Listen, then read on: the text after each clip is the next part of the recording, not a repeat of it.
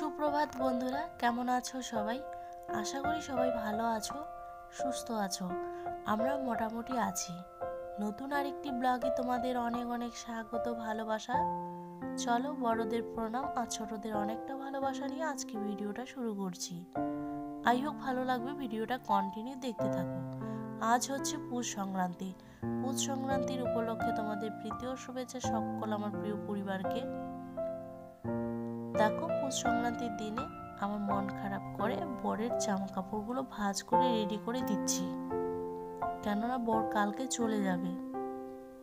পৌষ সংক্রান্তি হলেও এদের কোনো ছুটি থাকে না, এদের কোনো আনন্দ নেই, এদের কোনো কিছুই নেই। যারা দেশের জন্য কাজ করে তাদের কোনো শখ শৌখিন যখন যেটা ডেট আসে সেই ডেটেই তাদের যেতে হয়, তোমরা অনেকেই জানো। তো দেখো, আমার খারাপ অবস্থা বলতে আমি দুটো চাদর সোয়েটার সবকিছু পরে বসে পড়েছি। সকাল সকাল ভিডিওটা আমি করছি বন্ধুরা। জানলা এখনো খুলিনি, কেননা হাওয়া আসবে বলে।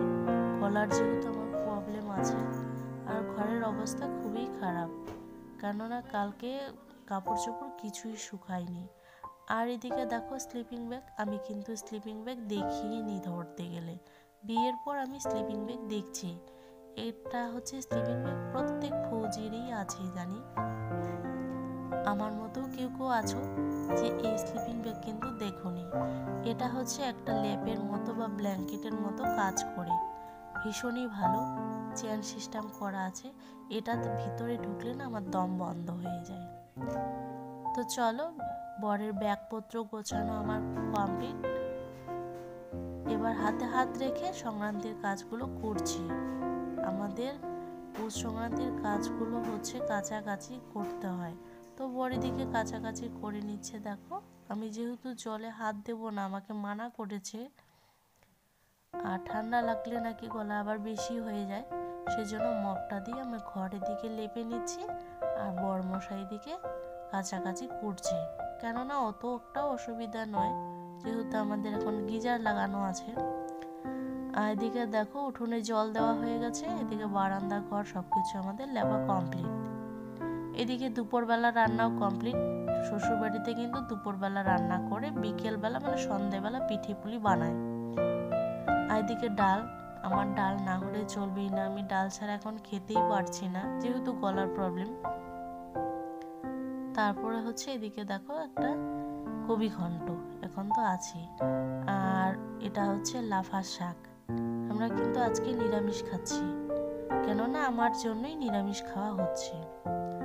এদিকে দেখো কিছু চাল আমি ভিজে রেখেছি, এটা মিক্সচার মেশিনে করে নিব, আর মেশিন থেকেও কিন্তু গুঁড়ো করে নিয়ে এসেছে।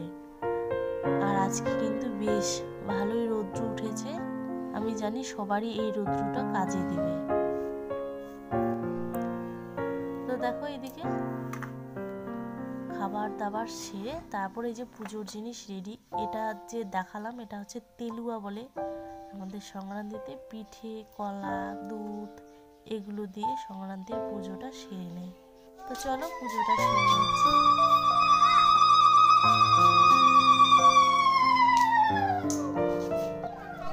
তোমরা যে যতই বড় হও না কেন, শ্বশুর বাড়িতে মাথা হ্যাট করতেই হবে।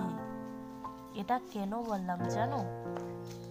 বাপের বাড়িতে নিয়ম আলাদা, শ্বশুর বাড়িতে নিয়ম আলাদা। বাপের বাড়িতে সকালবেলা পিঠে খায়, আর শ্বশুর বাড়িতে বিকেলবেলা পিঠে খায়, মানে সন্ধেবেলা। তো সেটাই, যেখানে যেটা নিয়ম সেটা তোমাদের নিয়ম পালন করতেই হবে, তাই না? তো চলো, দু একটা পিঠে বানিয়ে পুজোটা সেরে নেওয়া গেল। আর এখন ইচ্ছে মতো যার যত পিঠে বানানোর আইটেম বলো সব কিছু তোমরা বিন্দাস বানাতে থাকো।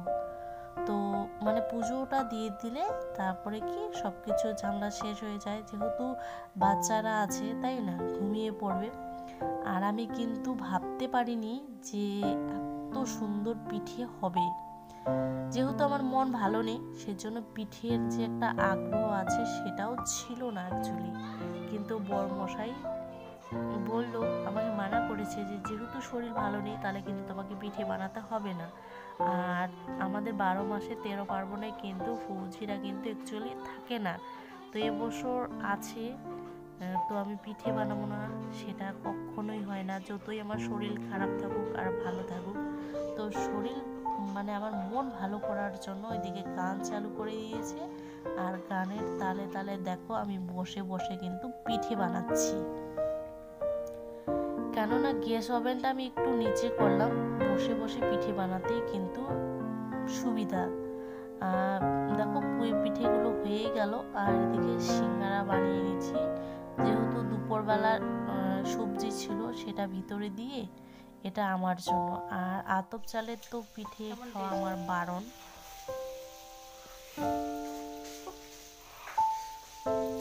বড় মশাই একদম মেয়েদিকে পিঠে বানাচ্ছে আর খাচ্ছে। কেমন হয়েছে বলো?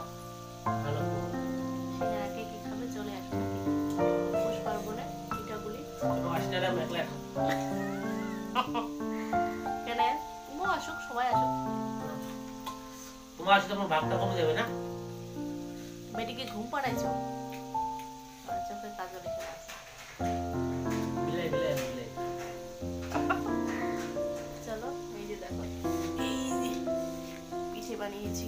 যাই হোক পিঠেগুলো কিন্তু ভালোই ফুটছে। আর সিঙ্গারা আমার জন্য, সিঙ্গারা আমি তো পিঠে খেতে পারবো না। ঠিক আছে, দেখো আমি কত পিঠে বানিয়েছি। পুলি পিঠে, সিঙ্গারা, পাটিসাপটা। তো বন্ধুরা অতগুলোও বানাইনি, পাটিসাপটা দু একটা বানিয়েছি, আর সিঙ্গারা শুধু আমার জন্য। তো বরমশাইকে দিলাম, ও তো আগেই খেয়েছে। তারপর খাওয়া দাওয়া করে আমি ভাত খেয়েছি, ওষুধ খেয়ে নিলাম। তারপর দেখো এখানে ফ্রেশ হয়ে চলে এসেছি, যেহেতু আমি শ্যাম্পু করেছি, সব চুলগুলো এক জায়গায় রেখেছি, একদম জট বেঁধে গেছে, আর চিরুনি করতেই পারছি না, খুবই মানে গলাও ব্যথা করছে। তাই বরবাবু একটু আমাকে চুলটা চিরুনি করে দিচ্ছে। আর দেখো মেয়ের কাণ্ড, মেয়ে মোবাইল নিয়ে কি করে যে আমাদের ভিডিও করছে, সেটা আমি কখনো ভাবিনি, আর কোনোদিনও ভাবিনি মেয়ের কাছ থেকে যে এই মানে আমাদেরকে ভিডিও করিয়ে দিবে। তো যাই হোক বন্ধুরা, তোমাদের কেমন লাগলো ভিডিওটা অবশ্যই কমেন্ট করে জানিও। ভালো লাগলে অবশ্যই ছোট্ট একটা লাইক করো। দেখা হচ্ছে অন্য কোনো ব্লগ নিয়ে।